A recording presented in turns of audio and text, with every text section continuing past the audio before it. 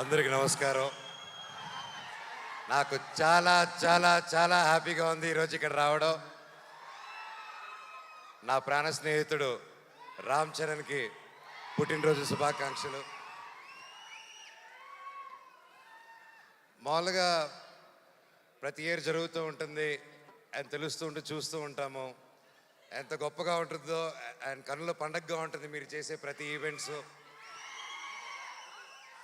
And Ram Charan గురించి చెప్పాలంటే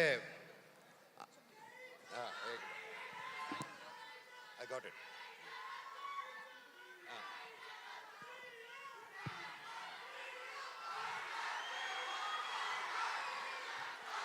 so Ram Charan గురించి చెప్పాలంటే చిన్నప్పుడు మేము చెన్నైలో ఉన్నప్పుడు అందరూ కలిసి మా ఇళ్ళన్నీ పక్కపక్కన ఉండేది.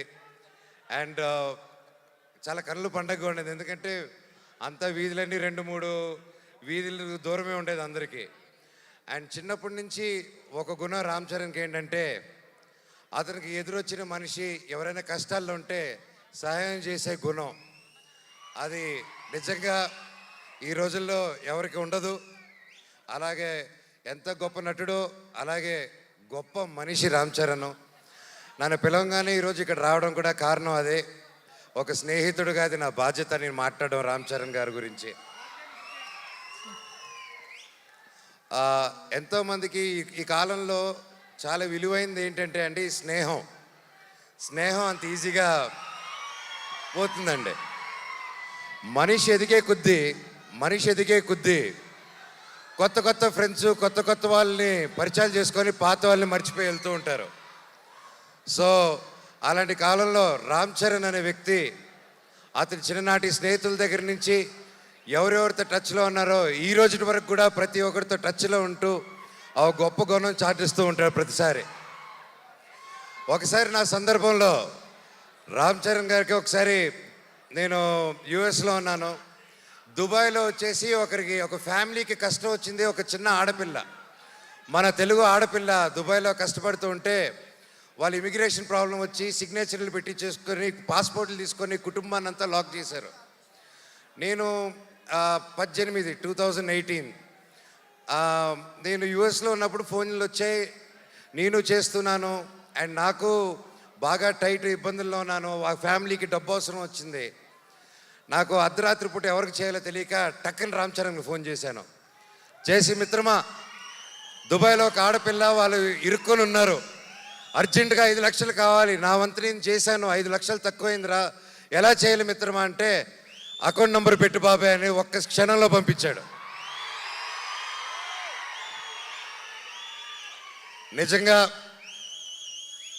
బాబాయ్ ఆ పిల్లలు, ఆ పాప ఆశీస్సులు, వాళ్ళ తల్లిదండ్రుల ఆశీస్సులు వాళ్ళ జీవితాంతం నీకు ఎప్పుడు ఉంటుంది, నువ్వు చల్లగా ఉంటావు.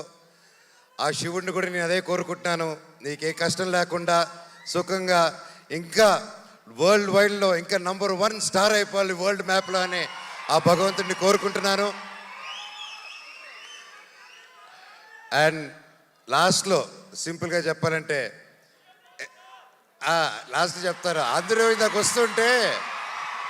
వస్తుంటే ఒకటి అడిగారు, అవును నాకు అర్థం కాదు, మీరు ఎలా ఇన్ని సంవత్సరాల ఫ్రెండ్స్, మీరు మాత్రం మీ నాన్నలు ఇద్దరు మాత్రం కొట్టుకుంటూ ఉంటారు, కలిసిపోతూ ఉంటారు, మీ ఇద్దరికి ఎలాగనేసి నేను ఆయనకి ఏం చెప్పానంటే, అన్న భార్యాభర్తలు మా ఫైట్ మధ్యలో వెళ్ళినోడిని ఏమంటారో తెలుసా అన్న నన్ను.